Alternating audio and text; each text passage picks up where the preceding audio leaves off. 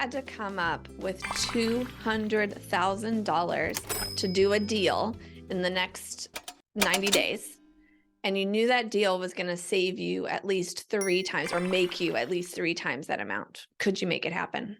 That's exactly where we found ourselves last year in 2022. We were paying rent for an office space and it was not working. The space was too small for our growing team and the rent was about to go up. There weren't any other good rental options for us unless we wanted to spend even more and for, something a little bigger, but, costs a lot more too. The other option, to buy an office. That would only work if we could come up with the money for that acquisition. Now, both my husband and I have been self-employed since 2011. I actually started in 2019, a couple years before him. So the likelihood that a bank was going to give us the full amount for the purchase is nil. When we actually asked a bank, they wouldn't even let us do a 20% down payment. They needed more. Now, thankfully, we started preparing our money for deals just like this back in 2013, a long time ago. And because of that prep work, we were able to buy an office and move in September 1st of last year before the rent could go up on the other place. We were even able to negotiate the deal to save thousands of dollars, tens of thousands of dollars, because we had safe, accessible cash to bring to the negotiating table. And beyond that close of the deal, we're continuing to see benefits like a lower income tax bill just last month. Plus, we're setting ourselves up for bigger and better deals in the future. So how are you preparing your money for your next deal? Keep listening for things you could do to make the next deal better for you and your financial goals. Hi, and welcome to the Wealth Wisdom Financial Podcast. We believe when conventional financial thinking doesn't get you where you want to go, you need wealth wisdom. Hit that subscribe button so you don't miss an episode. And if you're watching on YouTube, we'd greatly appreciate a like and a comment below. You know it helps the algorithm. Please help us get this episode out to more people. Thank you so much. Now, if you missed the last episode, please go back and check it out. We talked a lot about how you can improve your personal skills so that you get better at making deals and you get better deals because of growing those skills. And you also know when to walk away from a deal, right? And we even sing a little Johnny Cash song about gambling. The link's in the show notes. Please check out that episode. If you haven't yet, go back, watch it now. Okay. Thank you for doing that. Now, you know the importance of knowing what you want, how flexible you can be, doing the math, active listening, building rapport. It's time to talk about preparing your money for the next big deal. And I've got 3 things to prepare financially and 1 strategy that actually helps us do all 3. So first, and very importantly, you got to know your numbers. You need to assess your financial situation. What's coming in currently? What's going out? What assets do you have? What liabilities are you on the hook for? What resources can you personally bring to the negotiating table? You're likely going to need this information as you go through the deal. So get it together now so that you're not scrambling to get it organized later. You can always adjust the numbers if they change, but it's way easier than trying to start from scratch halfway through a deal, right? Or once you found something, you got to move quickly. You don't want to be putting that together then. So know your numbers, put together net worth statements, cash flow statements, those kind of things personally with your business, wherever you're doing the deal, do both. Okay. So that's first. Secondly, I believe it's really super important to develop your financial strategy. Once you know where you're at currently, what we talked about in number 1, you know where you're at currently, it's important to outline how your current cash flow changes in the future, especially as you do deals. You also want to consider the alterations to your assets and debts post-deal, right? Can you manage those modifications on the other side of the deals that you're doing? How do they fit into your long-term financial plan? Wait, you don't have a long-term financial plan?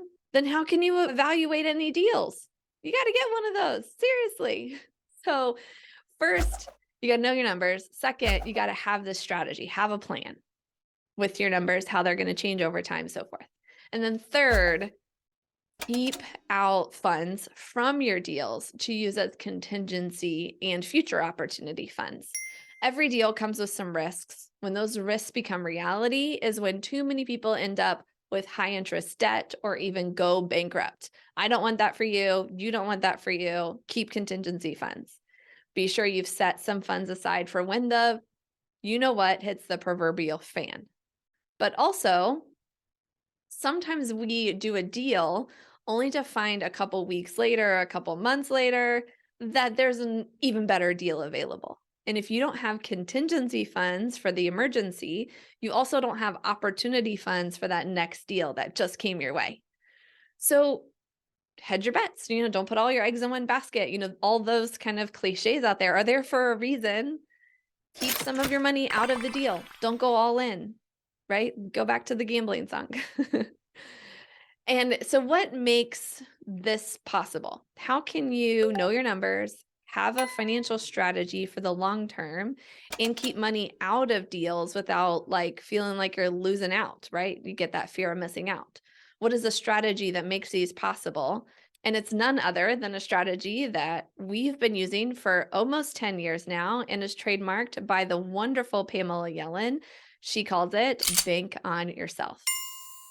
Now, well, what I love about Bank on Yourself is that it gives us a long-term strategy where we know with a high degree of confidence what our money is going to do for us for the rest of our lives.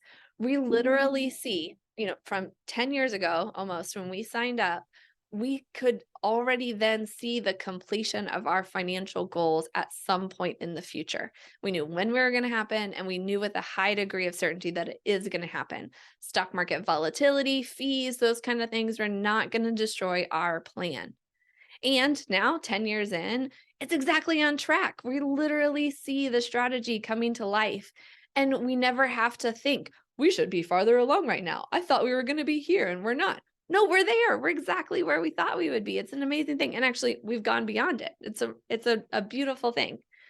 Now, using the Bank on Yourself concept has also helped us get to know the rest of our numbers way more clearly, right? Not all of our money is in Bank on Yourself type whole life policies, properly designed and structured and all the bells and whistles. Not all our money is there, but having some of our money there is kind of like having a cornerstone that makes the rest of our assets kind of fit together. We see how they're working, where they're moving. It makes it easier for us to know our numbers overall. And then finally, it's where we get to feel great about keeping our contingency funds or our opportunity funds, knowing that they're safe, available, and continuing to increase consistently on our behalf for us, for that next deal, for that emergency that comes up, whatever we need. So if you are going to do one thing to prepare your money for the next big deal, I think you should consider this myriad of benefits that we found for ourselves in this concept. We can share more about it with you, answer your questions, help you learn more, and confirm if it's right for you, which is not right for all people. You got to explore and find that out.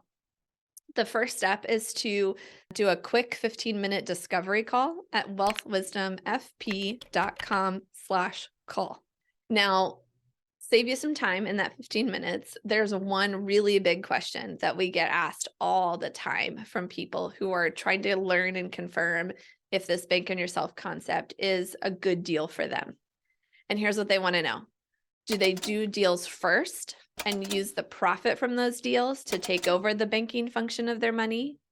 Or do they pile up a bunch of money in this strategy and then start using that money to do deals, right? Chicken or egg, which comes first? And we like to remind people that it's up to each and every one of us to make our own decision and determine the best timing for us personally, right? You're going to determine your timing. The person sitting next to you is going to determine their timing. I'm going to have my timing, right? So on and so forth. You have to determine that for yourself. But I will tell you two things that mean a lot to Brandon and I. First, we are very, very, very, very glad that we got started when we did, because it truly set us up to weather both literal and figurative storms in our financial journey and take advantage of some opportunities like that one that I talked about at the top of this episode that we just did last year. We have used these policies to get out of student debt, to get through an emergency in our business and be able to sell that business, to buy a home, to take travel, right? To buy windows, all kinds of things. We are big proponents of these policies because we've seen how they work for us. And we're really glad we started when we did, and we wouldn't change the timing that we chose. The thing that we also hear from a lot of people that I wanted to make sure to share with you is that so many people tell us that they wish they would have started sooner. That's like the number one regret of the Bank on Yourself revolutionaries, is that they wish they would have started sooner.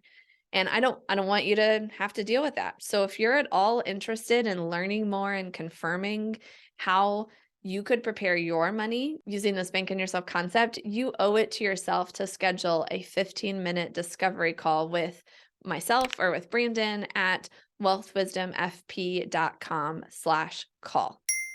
Also, if you're already using this concept and you're curious how you could better use it for deals, we'd love to chat with you too. We love helping people analyze deals, think about, how their policy can be used to make those deals better, and so on and so forth. So use that same link, wealthwisdomfp.com/call. Just put in the notes as you schedule, there'll be like a place where you can put notes. Put that you're already a Bank on Yourself revolutionary, and we'll know that you want to have a little bit different of a conversation. Again, that link is wealthwisdomfp.com/call. Okay. You made it through deal making month here on the podcast. Thank you so much if you listened to all the episodes we put out there, from the intro to deal making to through today, where we talked about preparing your money for deal making. I'm super excited about next month. We're going to be helping you stop throwing spaghetti at the wall. That's going to be so much fun. So thank you for joining us. Hit that subscribe button so you don't miss the fun we're going to have in June of 2023. And may you live long and profit. The topics presented in this podcast are for general information only and not for the purposes of providing legal, accounting, or investment advice. On such matters, please consult a professional who knows your specific situation.